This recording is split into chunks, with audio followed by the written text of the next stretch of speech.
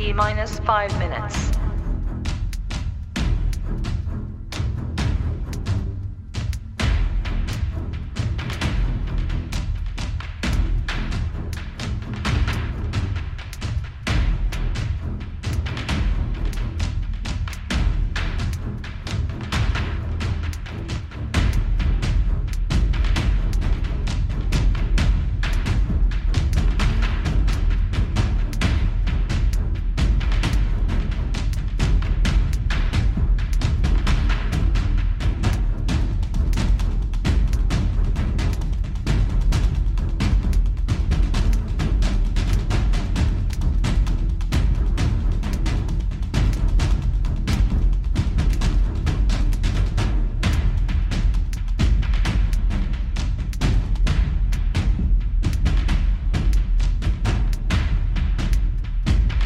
T minus 4 minutes.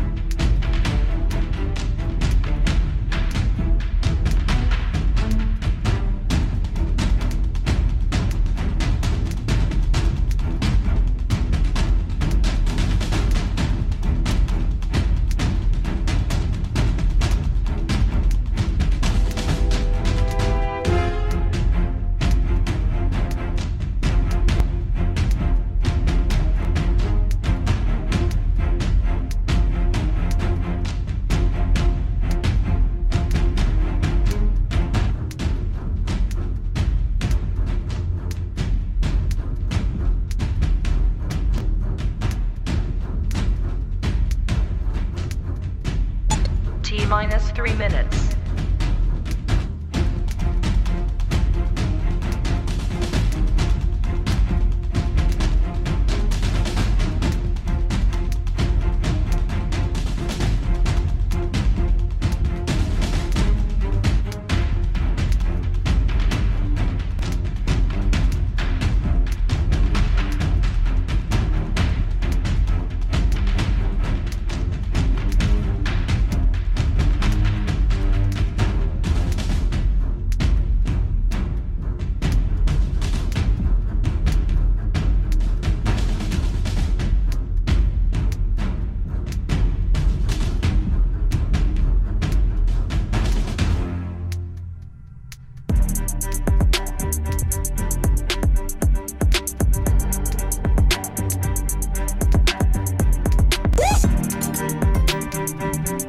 T minus 2 minutes.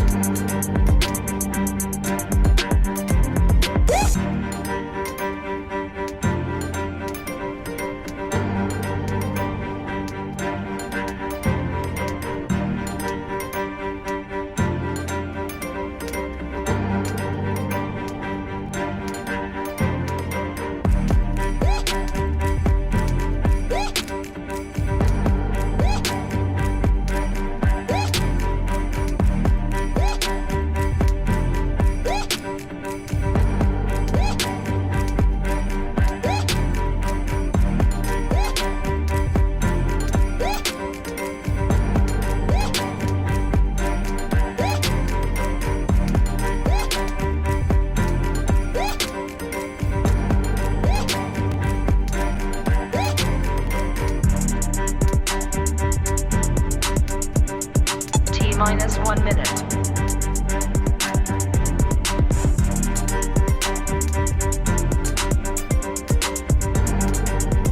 T minus 50 seconds.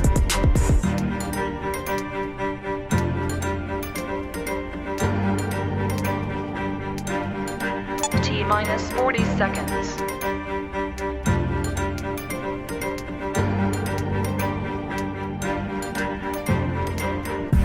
T minus 30 seconds.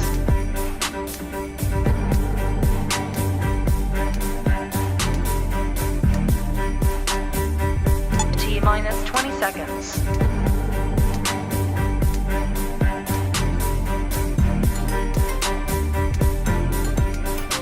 10, 9, 8, 7, 6, 5, 4, 3, 2, 1. 0.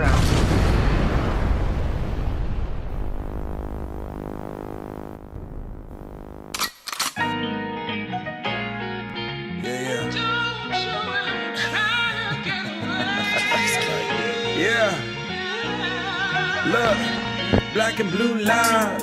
Yeah. Hey, that's a new vibe. Yeah. Hey, black and blue lines. Yeah. Hey, that's a new vibe. Yeah. Hey, podcast lit. I think we got a hit. Yeah. Hey, black and blue lines. Yeah. Look, we got Prince, Blue and Steppe talking black and blue lives. Yeah. The black and blue lives. Yeah. It's Steppe and Blue.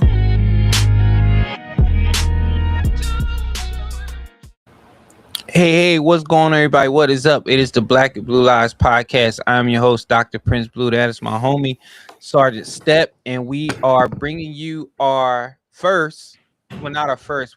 annual Christmas special where we talk about, the finer things of life, suicide, mental health, robberies, killings, shootings, all that good stuff that says Merry Christmas and Happy Holidays.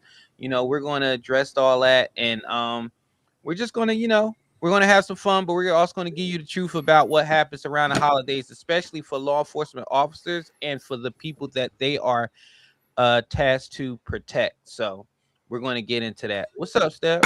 Hey, man. Chilling, man. Just trying to get used to this cold. You did all your Christmas shopping yet? Not yet. Not yet. Yeah. I got a few days, right? You last minute person like me. Well, if I know your wife, she probably got everything handled, and all you got to do is just be there.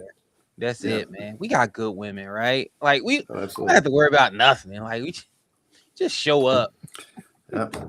Just show up armed at our own Christmas tree.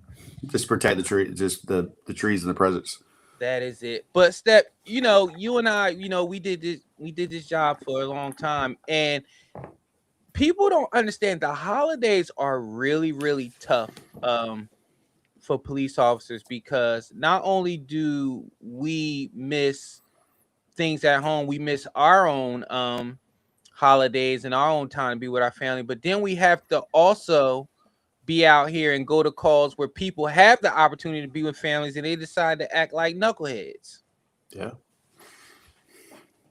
Because you as a sergeant, you should know, you remember they will always give us the we'll get that sheet of paper and roll call or on our computer where it would say you got New Year's, you got Thanksgiving, you got Christmas. You got to put them in the order of what is important to you, and depending on seniority, you would get that day off. And if not, and if you do use that day, I think we had to use like more hours than normal to get those days off.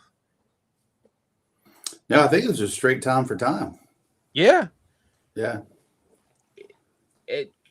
Oh man, I hated those sheets. You think about it, you got to choose between Thanksgiving, Christmas, New Year's. And then it got to the point where nobody could get New Year's off. Like it was all hands on deck. It was New Year's and July 4th. No one would have off. At least Nobody you'd have to have. Yeah, you would have some of those. You'd have to have the week. Maybe that's what you're talking about. Like you had to have a week vacation or more to get approved before you could get time off. Yeah. Like they wouldn't give you a day or two off. And then what's bad is sometimes something would happen and they would people would have plans and have hotels rented and stuff, and they would cancel vacation, which was ridiculous. I don't miss that at all, Steph. I don't know about you, but I don't feel bad either. I mean, I really don't think in 22 years, I could probably count on one hand the amount of time I've had Christmas or Thanksgiving or anything off. I mean, it was most holiday. You always had as a cop family, you would always have to plan vacations in the off season.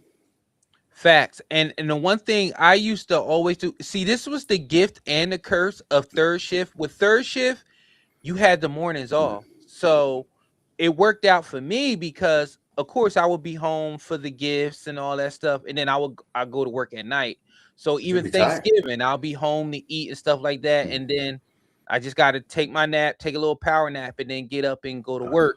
But for Yeah. people like you who had second shift and first shift a lot as a sergeant, like y'all miss those mornings. Yeah. I mean, my entire career, I worked primarily second shift hours, uh, unless I was when I worked in Union County on patrol, we would do 2 weeks of days and 2 weeks of nights, so it would rotate. But my entire stint at CMPD, it was always second. Remember, we had I was on fourth shift, which was like 4 to 2, 4 p.m. to 2 a.m. And then on street crimes and over street crimes, it was always two to midnight around those hours. So it was my entire career. Yep. Now I never worked first shift ever.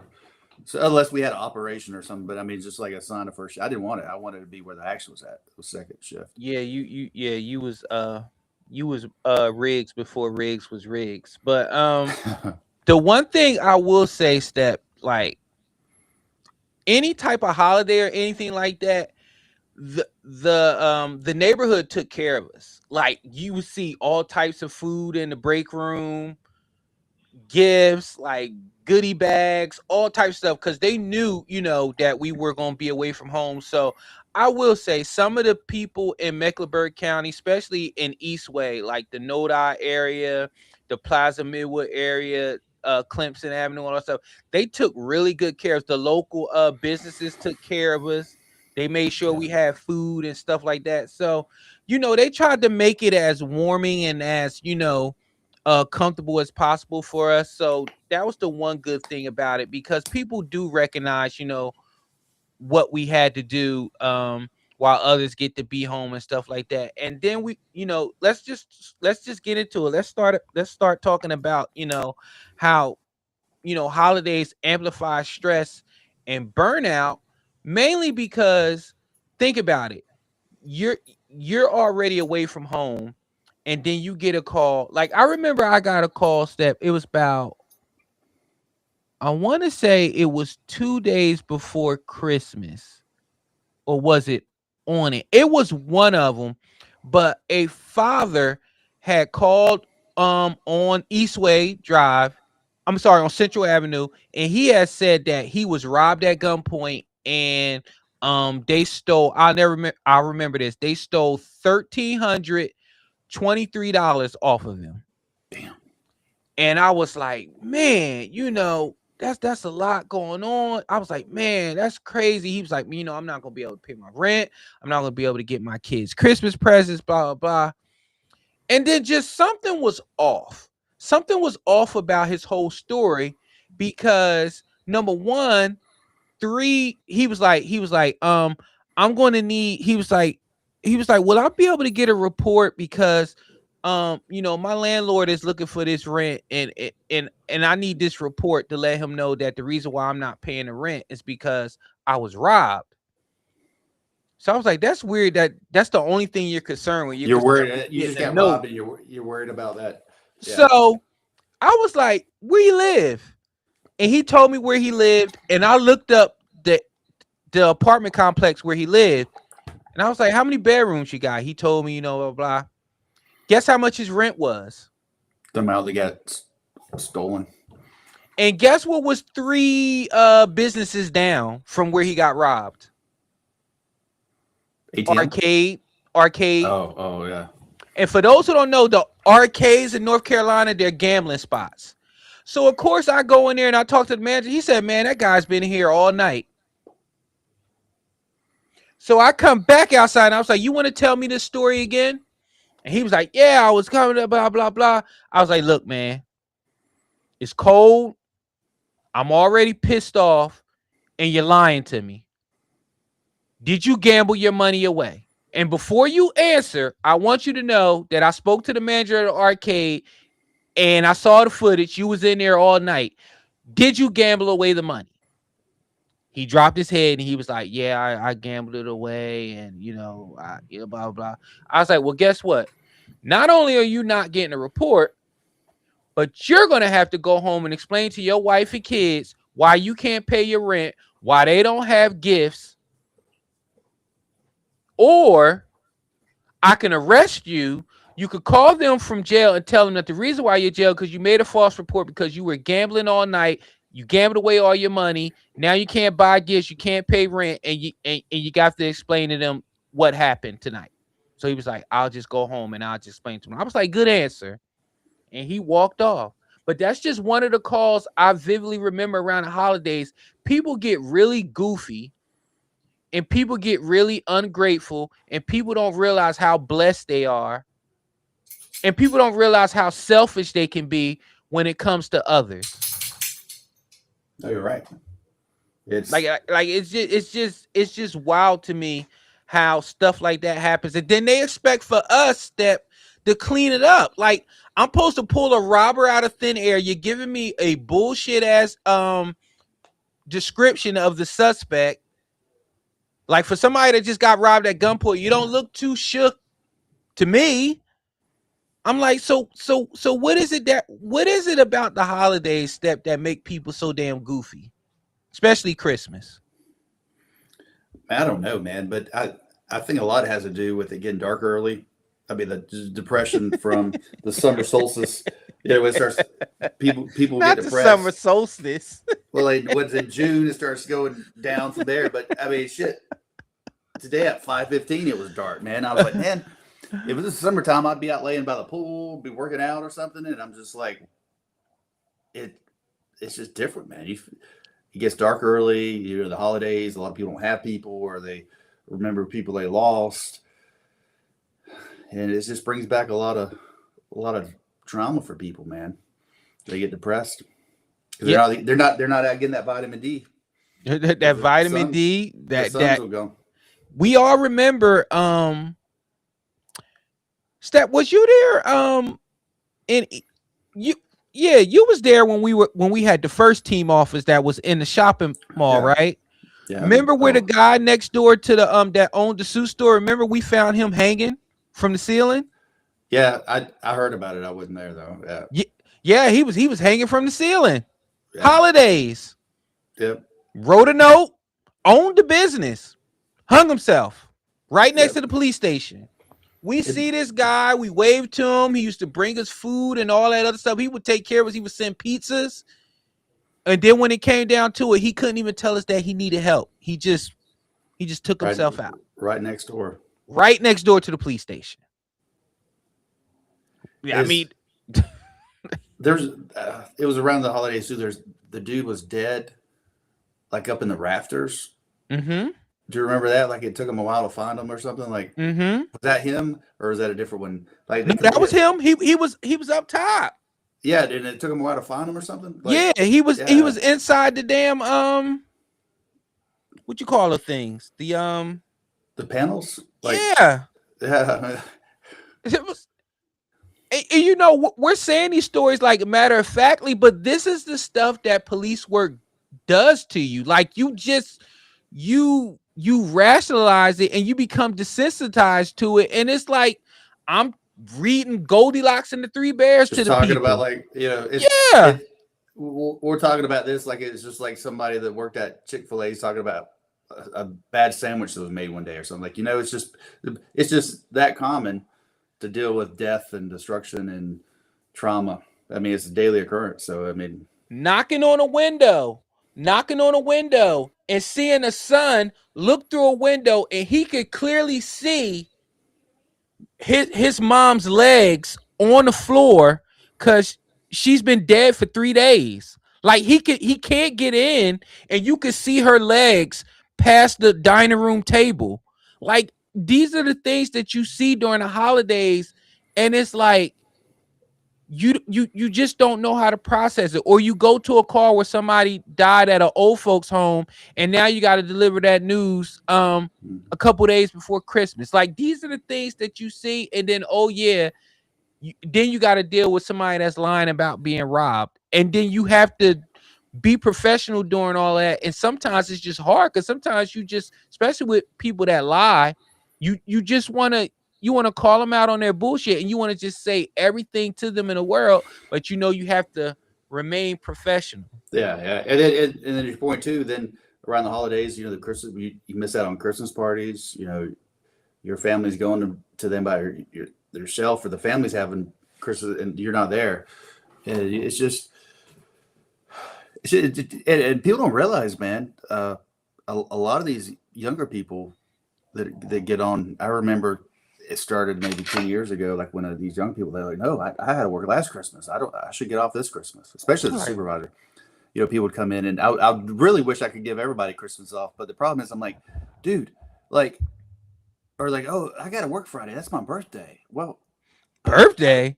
I'm like, dude, I don't have a lot of compassion for him, because I'm like, dude, I work birthdays, Christmases, my son's birthday, I love working on my birthday. Like, what? Dude, I got assaulted one time on my birthday. Like, it's my birthday, man, and I'm getting assaulted. They had to take an assault report for me, but it's like the way, like when me and you came up and through, it's like it's just part of the job. Like, hey, it sucks, but now the mentality is no. I remember one time when I was over at second shift, there's a rookie officer had been on, just cut loose for like 3 months or something, and unless if we would have a ride along, unless I had somebody, I would ask for volunteers, and then if no one volunteered, I'd give it to the lowest code number, right? So, and unfortunately, I no one wanted the. It's funny, but if you had a chick that came in that was attractive that would do a ride along, oh yeah, they fight, like, they trip over themselves to do the ride along. Yeah, so they and I wanted the ride alongs to experience, so I'd let them come in and do roll call and stuff. So they had the ride along in there, and I said, okay, pointing at the officer, all right, cool, you're up. It was a she, imagine that. She's like, Sarge, I had the last one. I said, yeah, and everybody in here has had about 20 before you even came on. Like, but it was through that sense of entitlement, like, I had the last one. Somebody, no, it's and you got this one. Yeah, you're gonna have the next one and the next one until these new people come on. It's just the way it is. Like, but it's like, oh, I had it, or they come to me like, Sarge, I'm scheduled to work Christmas. I had to work last Christmas. Okay. I'm like, yeah, but there's people that that hadn't had the last 10 Christmases, and they have families. You don't. You want to go out with your girlfriend the night before and party. You have to make those tough decisions as a supervisor about who you're going to give off. Like I said, it'd be great if everybody could have off, but you're signing up for a profession, police, fire, medic, nurses, doctors, that crime, trauma, drama didn't stop on holidays, and you're going to have to work those. And I wish they would push that more in the academy. Like, hey, and you're going to work nights. You're not. You might, your days off. You might have training. You might have court. You might not have a day off. Step. Let me ask you this: Do you think they need to push the idea, like what you just said? This gave me a great point. Do you think they need to push the sacrifice even more? Because I think people don't understand. Like, you do know there's some days where you may close your eyes for 5 minutes, and then you got to go right back at it. Like, I don't think people understand. Like, there was times it's not an 8-hour. You're not. No, it's not corporate America. Or if they Sarge, I'm stuck on this call. I got to get off. I've got a date tonight or something. I'm like, man, look, we don't have anybody relieve you. This is a job, man. This is a job we signed up for. It's brutal, long hours. I worked 20 on 2 occasions, at least 27 hours on 2 occasions straight with that time, because you're in the middle of something. One was we were on a standoff, and I was on the SWAT team, not with CMPD, with another agency, and it was a 27-hour standoff. And then another time we had, it was a shooting occupied property. We had a search warrant. We had to draft a search warrant. You don't want to be like, hey, well, we'll just come back tomorrow and deal with this. You have to deal with it while the leads are hot. So and especially the guys in homicide and some of the investigation, they don't get to go home. That's why I never wanted to be a detective, because between being on call and working long hours, you don't get it.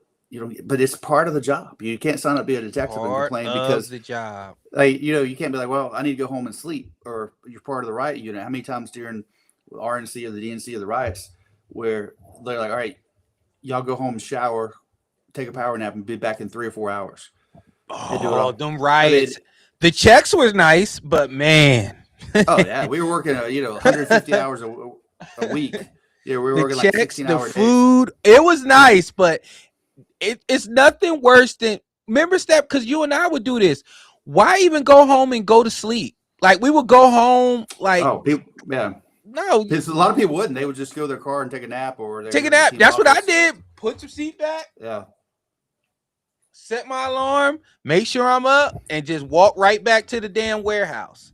It's crazy that Oh, people it was horrible. Yeah. like But it's like being in the military and being deployed or something, and you're in a combat mission or something. You don't be like, hey, I've already been here for 8 hours. I get to go home. And no, it's not guaranteed. The hours are suck. That's why you have to really do this job. You really have to have, like a lot of the other jobs I spoke about, in nurses, doctors, and you have to have it has to be a calling. it has to be. Because even the fire department, they work 24-hour shifts. They got a lot. Supposedly, they get a lot of downtime, but a lot of these places that are busy in Charlotte, they don't. Like a smaller agency probably would, but I know the guys at Charlotte sometimes they run to medical calls, not Mental just health fires. calls. So they're going to everything. So they get we'd always have a rivalry with the fire department. Oh yeah, y'all get to sleep and play video games, and it's safe. Y'all can come in now and stuff. But those guys, man, I've talked to many times. They're like, damn, I got like an hour of sleep. Let me tell you something. Those jokes are funny until one day I actually saw those guys fight a fire, and I felt the heat from a block away of a working fire. And I saw those guys come out, need oxygen. That's no joke, man. I couldn't do it. I'd let it unless there's somebody in there that just needs help. I'm like, let it burn, man. It's a building, hot property. stuff. I love those guys. Come and fix this hot stuff. Those guys would, like a structure fire to fireman is like a vehicle pursuit to us. Like our adrenaline's going, and oh yeah, I hope you run. Oh, this is ADW stuff. Like, yeah, I hope he runs because we're in a chase. Same thing with the working fire. Because they don't work. There's not structure fires every day they go to. So it's kind of like it's a rarity that they actually get to do what they sign up to do is fight that's fire. Their action, baby. Yeah, I mean they want to fight fire, and most of it might be a car fire, or very rarely it's a structure fire, and then but it's all running medical calls to back up EMS and deal with drunk people and check O2 sensors. I mean, it's just a lot of mundane stuff, man. And you see a lot of those guys normally when they're approaching us on the call, what are they doing? Yawning. They got one boot on, one boot off. Boot ain't tied because they were asleep.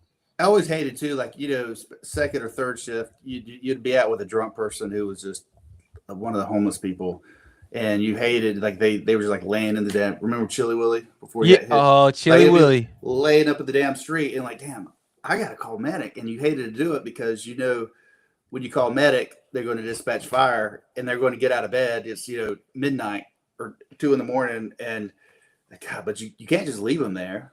I can't deal with a drunk, so you have to call for medic to get them to evaluate them or take them to get them IV. How many times did we tell Major to get stay his ass out of the street? Far too many times. And then that fateful night, I think it was like Halloween night, he got hit by a car. Yeah. I was crushed because Chili Willie, he was just funny, man. I like you, man. I don't like you though, but I like you. You're cool. You're not cool. Like, Willie, how do you know who's cool and who's not? And Like, those who don't know, thing, man. He had somebody set up a Facebook page for him. I don't think it. So he was like he was known. Used to be in a biker gang, white dude, straggly hair, just drunk all the time. And when sometimes he go drunk, and he was so like Chili Willie. William Majors was his name. Willie Majors. And and he was a legend in Charlotte for the homeless guy. He got ran over by a car, drunk. But like, I don't know how many times I got out with him. I'm like, oh, he's dead. Like he'll just be that passed out, drunk. I'm like, he'll be like laid up in the street. And then he'll move. And I was like, man, I'm good, man. I'm cool, man. I'm cool. I mean, it scared me because I'm like, oh, he's finally dead. You go to like try to check he's finally dead. And he'll jump up and you think he's like the Walking Dead or something jumping up. But nah, he's finally dead. God, how many man hours not him. There was a few of them, and I'm sure there still are that we didn't have a homeless population back then like we do now. Like now, it's all over the place. I mean, we had our main groups of people, but how many thousands of hours of man hours did between medic, fire, and police deal with those people on a regular basis? But you know what the one thing is, sticking back to the theme of we always understood each other, fire and police during the holidays. Like that was the one day like we understood each other. You're working, I'm working. Like we will have fun, we will have jokes, like we would talk about, and we'll be like, see you on the next one and stuff like that. That's the one thing I think people don't understand when you're dealing with first responders and things, like even medic, like it's a brotherhood. Like we watch each other's back, we take care of each other, and we know the sacrifice that need to be made. And for the most part, I'm going to say 99% we get along a lot. The only time we don't get along, and it really don't be fire and police, it be more police and medic, because medics start getting into what we can and not supposed to do, and we be like, whoa, we don't tell y'all how to do IVs and stuff like that. Don't tell us how to do our jobs. Like we're good. I remember when one medic, she was like, I don't like the way you was treating that person. And I was like, do you want to do it? I know, man. Sometimes you'd have them like that. It's always the newer ones. Yeah, like no. We're not going to do that. I don't tell you how to do CPR, do I? Even though I probably can. I mean, we get trained in CPR too, but it's the whole thing about you do what you do, I do what I do. Like, so don't let those wires cross. But yeah, holidays, fun, suicides, fights, DVs, because he wants to spend time with his other family and she's pissed off and she wants to beat him up, and then she call us and then we about to arrest him. Then she jump on us because she just wanted us to scare him. Happy shit. Happy holidays. Always a lot of DVs, a lot of shooting because people were together. Everybody's off. People were together. They're fighting. They're drinking. Mother's Day was bad in the hood. Like it didn't matter what holiday it was. That if you put a group of people together in the hood, somebody's to get shot or beat each other up. It was just. And what was funny about that whole thing is that it's like, no matter what, like there was always like an issue. And it'd be funny. It's like y'all are together, like y'all are having a barbecue. How did a barbecue turn into an ADW? How did a Mother's Day get together turn into an ADW? You know what the common denominator always is? Alcohol. Alcohol. I think the quietest time, and it was nice because, like, if the Super Bowl, I'd be like, all right, we're going to dispatch from the office. So you guys come here. We're going to have a Super Bowl. We'll get pizza. We'll do this stuff. And those were the best.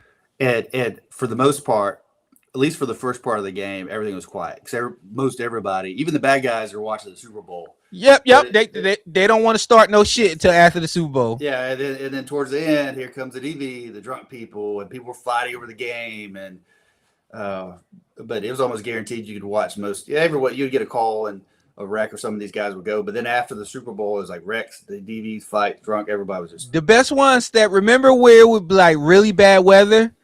And we had chains on the tire, and we do dispatch only. So we'll all be sitting in the division office, and sergeant like you and everybody else would be like, if it's not life or death, if I see y'all driving, I'm gonna write you up. Now you won't really write up. That was just letting us know, hey, I need y'all safe. Like, don't be on the roads. Like, if you gotta be outside, go park somewhere. But other than that, like, stay your ass here.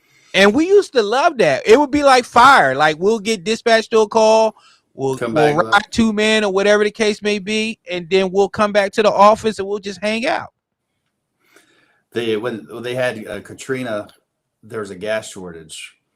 And I remember at the time I was patrolling Union County, during Katrina, and Mm-hmm. they advertised, "Hey, we're not going to patrol, and it's only like 10-8 or 10, like 10-8, like emergency calls only that we're respond to." Well, all these businesses got broken into, and things got. Because I guess it's not great to advertise that on the news. To Yeah, I everybody. wouldn't put out an ad and say we're 'Cause not going to they help will you. break it in. I mean, we got hammered, man. I know that shift the next morning was pissed because we had jewelry stores getting smashed and grabbed. Everything got hammered, man. Yeah, you probably shouldn't have put an ad out, Yeah. because gangsters read too, criminals read too. So, but yeah, holidays, love them. But we're gonna take this commercial, then we're gonna come back to our favorite thing, and that's breaking down videos. We'll be back. I know. You're probably wondering what's going on. Well, I'm here to tell you. It's me, Inked, and I need you guys to head on over to ajsrantroom.com and pick up your Trifecta merch. Yes, that's right. Trifecta merch is here. It is here for our Trifecta family to show their love and support and advertise for free. Well, not technically for free. You did pay for it. But anyways, that's neither here nor there. Head on over to ajsrantroom.com and pick up your Trifecta merch. We're all inclusive. If Prince can wear it, so can you. Have a good one. All right. So, Step, we got some good ones this week. We got some funny ones, and then we got some not so funny ones. So, which one you want to start with? You want to start with the funny ones or the not so funny ones? Let's do the funny one first. Get Let's it in do the the mood. funny one first. Okay. All right. Let's see. What? I guess this one is kind of funny.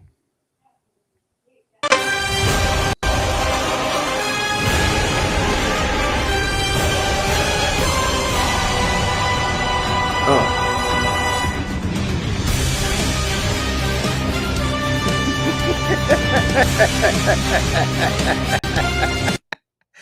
I'm not doing that. I'm not chasing pigs and stuff. Now, Step, hold on. First of all, the comments was funny because people was like, blue on blue crime.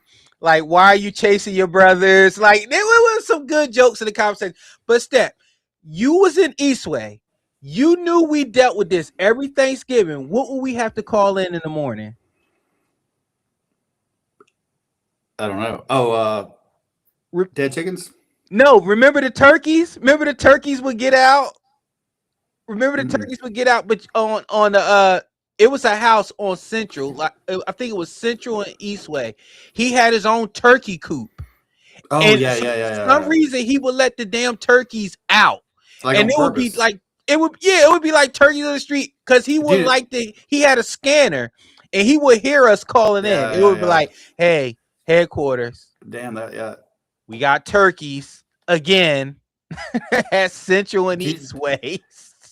It was funny is there's actually a statue. One of the first when I worked in the mountains, one of the first arrests we made was a warrant for allowing livestock to roam free or something. It was a goat that got out and ate somebody's plants or something, and the magistrates issued a warrant. We got to go lock this person up. The goat's got to. But what's the charge? Allowing livestock to roam free or something like that. Yeah, like it was like but I'm into that video. I'm not chasing after animals. Hey, man. look, if you got animal control don't want them, if I can't, if either animal control come get them, I'll let them go. The owner could come out and get it, or I'm going to shoot it. Then we had one where a lady had a bat in her house. She called us. We had to stand by for animal control. Snakes, and they won't mess with. Sometimes they would respond, but a lot of times they don't respond to wildlife. Step. The worst one I had was a deer impaled its leg on the fence in a person's yard, and the gate, the little pointy part, it was straight through his leg, and the deer kept trying to get itself loose. The animal control came. He shined his light back there. He saw the deer. He came back to the van, and he went in the van. He was like moving around for like a couple seconds. He came out the van, and he said, "You want to stay here for this, or you want to clear out?" I was like, I think I want to see this. he goes back there. Douche. We used to smoke some deer back in the day, like, but there's this one guy. He was a Vietnam vet. He got complained on. I don't, but he didn't want to waste their shoot a bullet and like scare people or whatever. It was a resident. He's 2 times a residential neighborhood. One time he slit this throat with his knife. Mm-hmm. Another time he took it with the catch pole and drowned it in the little pond. so he didn't want to shoot. So he's holding this thing down and drowned this little deer. But people don't know, man. Those things, we'd have a catch pole like animal control would have. This was like in Union County, and would get them and like pull them out of the road and shoot them. But every once in a while, if they still had some life in them, they're strong. They'll pull that. We had one time where it pulled the thing away. It's jumping around and the poles it's like 3 or 4 because we would all race there because we got it. It's like a freebie to shoot a deer. Like we'd get our shotguns and just like light it up. Anyways, it's flopping around and I kind of felt bad after the fact because like stood up and started like swinging its head like, and we all just opened up on it. It was like a firing squad. It was like y'all need more things to do in Union County. I know it was slow then back in the this was like 25 years ago, and I was like, we had like buckshot in the catch pole, and I was like, it might have just been asleep. It might not have been hit. I'm like, that thing stood up. Like it stood up. Killed Bambi. Congratulations. It stood up all right. Like I think it was fine. We didn't have to kill it. It was probably if it could have walked away if it wanted to. It. We like, oh, well, we didn't have Y'all, but so we got. All right, let's go with this one. And this one we're seeing a lot of, and I just want to get I want to see what our perspective is to see if we pretty much on the same page about this type of stuff. I saw this today.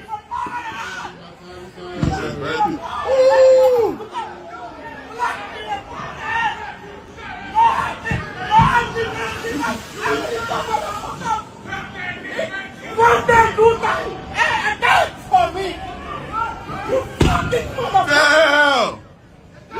Damn! Really? Damn!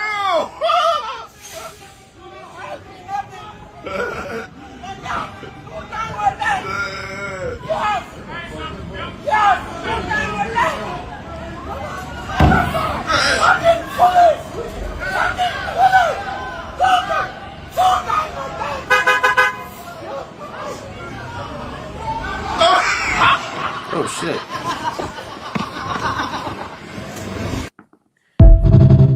What you think?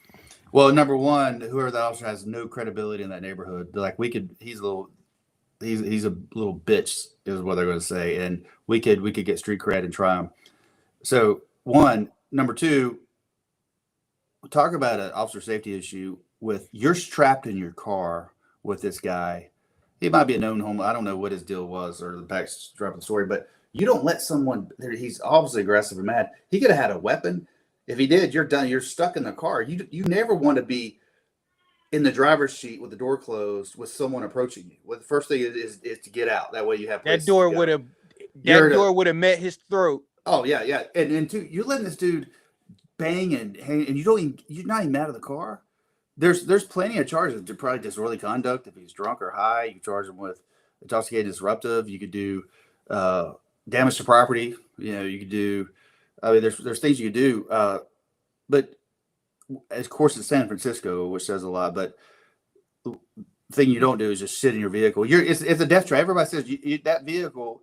That's why if you're on a traffic stop, you get out fast. You want to get out fast. If you're stuck in that box, you don't have. You got a little bit of covered concealment, but it's a death trap. You have to get out. You don't let somebody come up to your window. If you're in a parking lot, somebody's coming up your window, you immediately get out and hey, what's up? Like, even if they want directions or something, you get out of your car because you don't know what the interactions would be. But I saw that video and I saw that first, and I'm pretty sure I made a comment in the comment section, but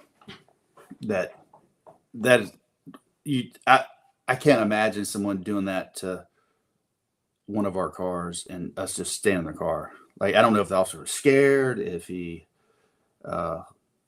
maybe he was calling ICE. Hopefully, that's what I think. Maybe Maybe he was calling ICE. yeah, it's not. It was saying a That lot was of. just I was picking up on my Spanish. Some of those puntas. he called them punta and blah, blah, blah, blah, blah, blah. Listen, yeah, that was one of those where you just got to get out. You just got to do business, and because now what you got is they got you on camera, got you being engaged, and people gonna think shit is sweet, and they can try you whenever you come back in that neighborhood. Absolutely, and that's what you're gonna have. I don't know what that cop was doing, but again, it was San Francisco, so who knows? All right, let's try. Let's do this one. No, I want to do this one, and then we'll end the show with the last one because I want to talk about people who power trip. Dion, we just need to talk. Drop the machete, man. Drop the machete. So I want to play this one against that, and this is for the people that says, why don't they use the taser? Why don't they use the taser? You got one officer that's less lethal, and you got one officer that's non-lethal, excuse me, and you got one officer that's lethal. Listen to the sound of the officer that's non-lethal. Dion, we just need to talk. Drop the machete, man. Drop the machete.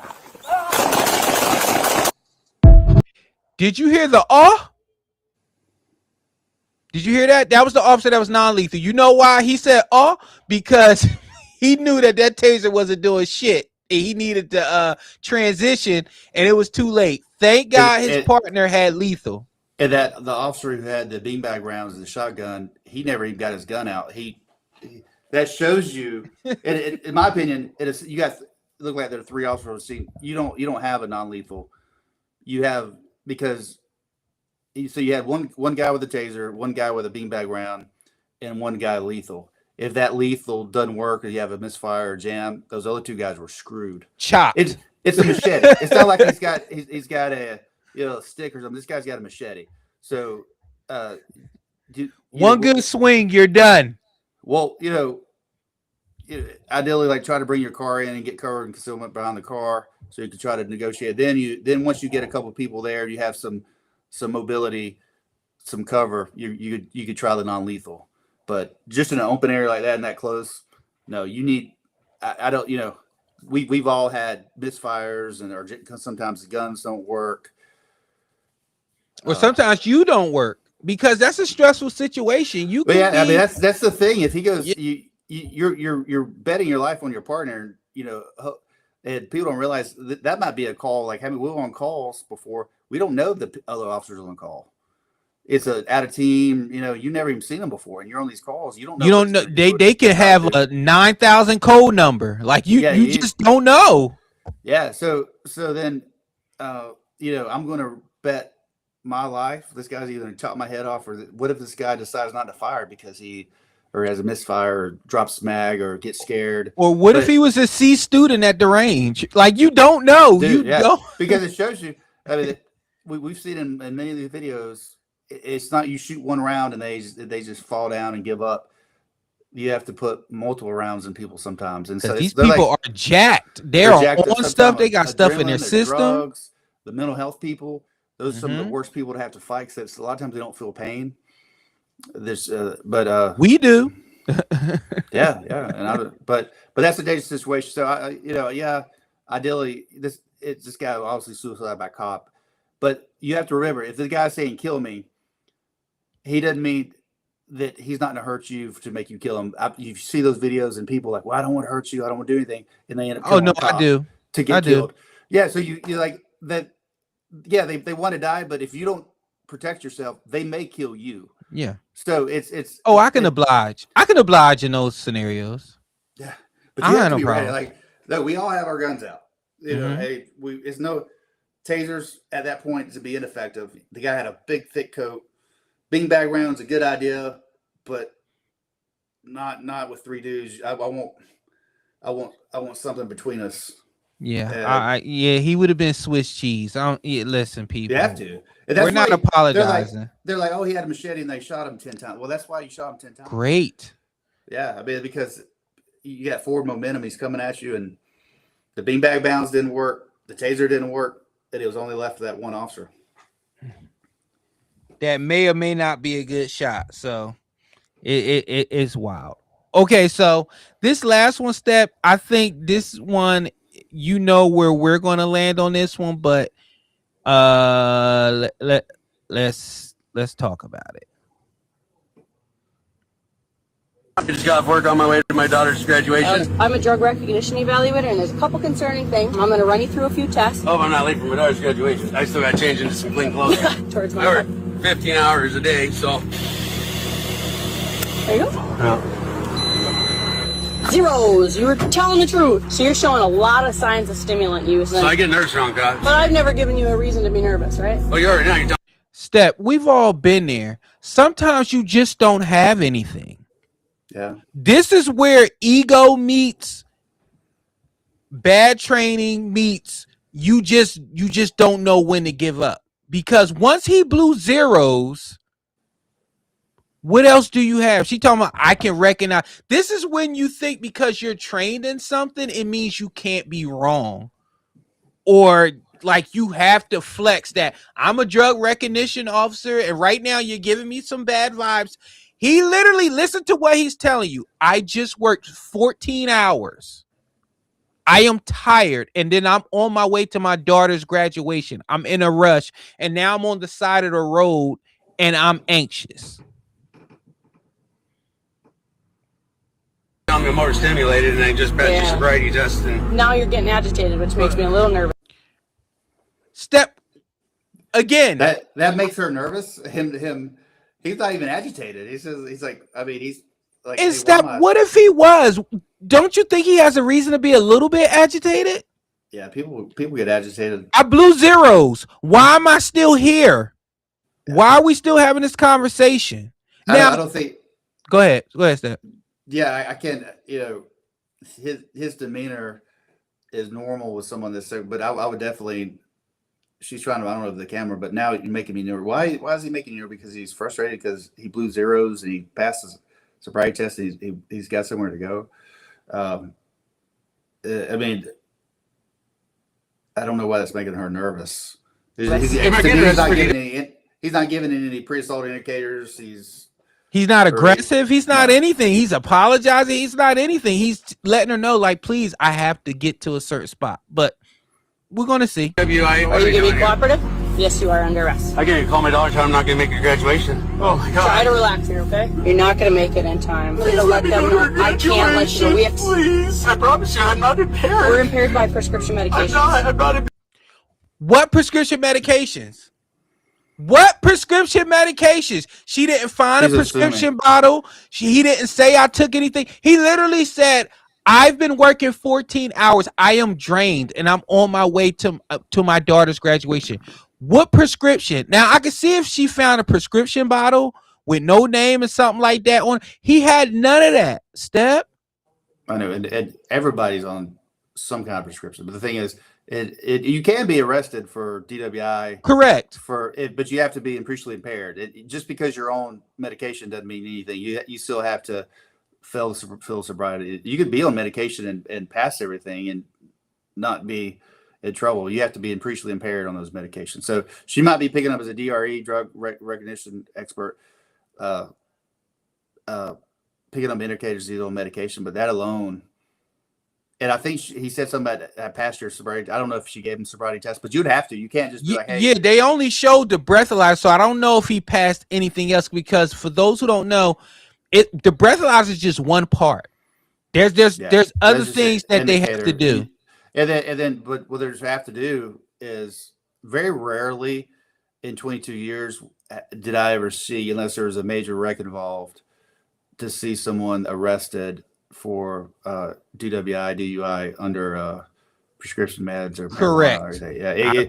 Yeah. Unless the only time is if there's a major wreck with PI and the guy seems like indicator might be slurred speech, Yeah, eyes wide as fish bowls. and he's acting impaired on alcohol, and he blows zeros. You're like, hey, this guy's on something. He calls a bad wreck. Then that's when you push a lot about. But That's not one of those things. No. She's reaching. I drove a semi all day. After all of this, the man was, in fact, not impaired. He missed his daughter's graduation and lost his CDL. When given, Now that's the guy that was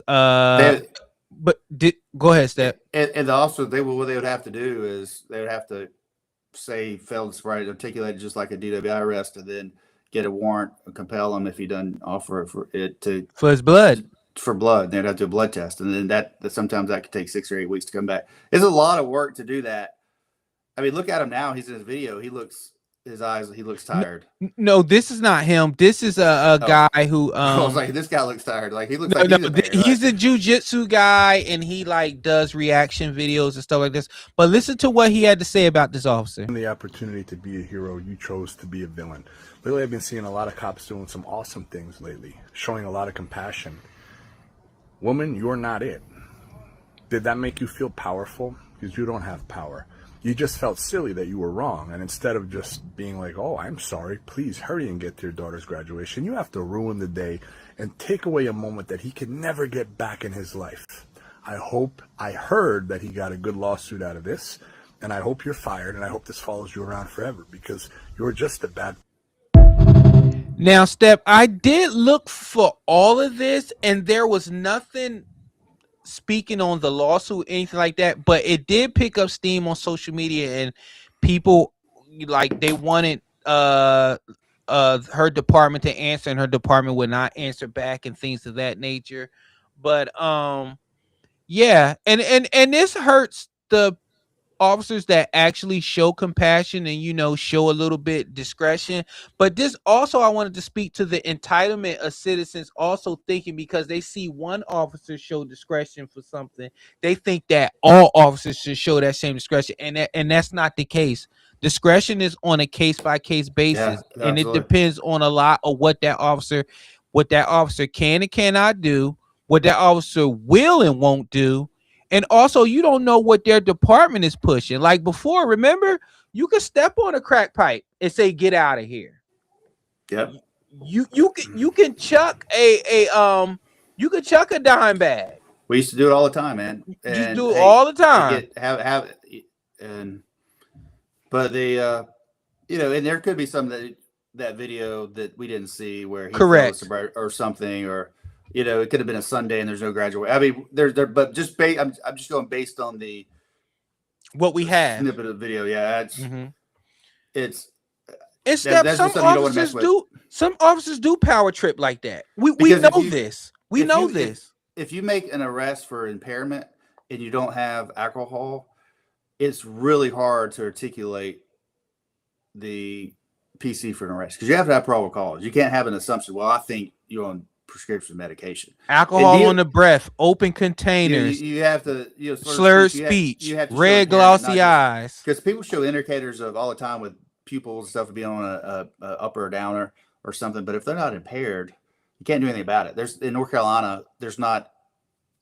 I could do 5 lines of cocaine, and the police see me do it and walk outside. I don't have the drugs on me anymore, and then they can't do anything to me. So I mean, because there's no law. Some countries, or not countries, some states have laws about being impaired, like being under the influence of narcotics, like being drunk in public or something. But that's a hard one to articulate. And if you make an arrest for that, you better be damn sure you got probable cause and could articulate it, because there's a lot of stuff going on with some of these state troopers in Tennessee arresting people for that without the training, and they're blowing zeros, and because they're pushing for DWIs, and there's a lot of lawsuits coming out because they're arresting them, and there's no impairment. Yeah. Yep. So yeah, if you're an officer out there and you're doing stuff like that, you're not going to get protection, because there's good officers out here that's doing good work. And listen, those DUIs, they're tough, man. They're tough cases, and they ruin lives, because in some states, just the arrest alone will get your CDL taken. And these lawyers are what, $10K? Oh, and minimum is $5,000 you spend for DWI at minimum. So you have CDL or this DRE is coming to play with drugs. There, I might have to get an expert or there's going to be more. It's a lot. Yeah. And now you're off the road. You can't That's make your money. livelihood. Yeah. I mean, I'm all. I mean, you know, if somebody's drunk or something, but yeah, the problem is do your thing. There and you know, but there's a lot of it. Like if I would probably try to verify that his daughter was trying to really graduate and look and look. All right, dude. Honestly, you're showing signs of impairment. Your daughter's graduating. You confirmed it. Have somebody come pick them. I mean, we could do stuff. We've done stuff like that before. But it's just all like you said, discretion case by case. Like I just. But clearly, she wanted that arrest. So yeah, there you go. So yeah. Well, everybody, this is it. Thank everybody for rocking with us. Please remember, make Merry sure Christmas. you like. That's right. Make sure you like, subscribe, and follow. I'm at Real Prince Blue. He's Steppe. There go his many aliases down there. His social media handles. Merry Christmas. Listen, I'm not subscribing to the whole Happy Holidays thing because you're afraid to, make somebody feel bad, offend somebody. Look, I'm a Christian, so I say Merry Christmas. Merry Christmas. I hope everybody have a blessed and safe one. Our thoughts and prayers are out to those who are affected by any type of tragedy during these holidays. We pray for strength. We pray for our brothers and sisters in blue and law enforcement, our first responders, everybody that's going to be out there working these streets, keeping everybody safe. We're thinking about you. We appreciate your step. You have anything? That's it, man. Just be safe. Don't drink and drive. Please. Doing holiday parties. It's not worth hurting somebody. You got Uber, you got Lyft, you got taxi, Especially you got friends. Just stay there. We always, almost every year about this time of year, you'd have an officer get locked up for DWI going from a party or coming somewhere. So Uber. My accident was in December, close to the holidays. Yeah, you come on, y'all. Like it was so many modes of transportation. The fact that people are still drunk behind the wheel is baffling to me. And if you get arrested, you deserve everything that goes along with that. I think driving drunk is one of the most selfish things you could do as a human being, because when you get to accidents, you're fine. The people that you hit is never fine. Yeah, it's always that. I bet the guy that hit you, he probably walked away. He had a bunch of scrapes. All he had was some scrapes on his face. Me, I had to retire. So that shows you with DUI. And guess what? That was his third one, I believe.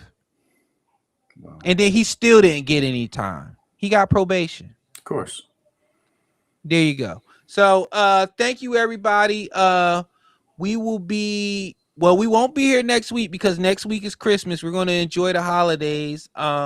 We will be back after the new year because, we're going to enjoy time with our family because like Steppe said, we got the new year off now. We're retired. Yeah, spending all those years now. We ain't got to work now. We ain't got to fill out no form. We ain't got to do any of that. So we're going to enjoy these holidays and we will catch back up with you after the New Year's. Be safe, everybody. And remember, if you need help or anything, please reach out to somebody. And that's it. We are out of here. We will see y'all after the New Year's. Hasta mañana.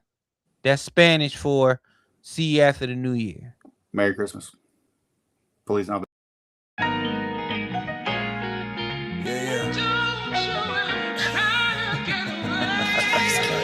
Yeah. Look, black and blue lives. Yeah. Hey, that's a new vibe. Yeah. Hey, black and blue lives. Yeah. Hey, that's a new vibe. Yeah. Hey, podcast lit. I think we got a hit. Yeah.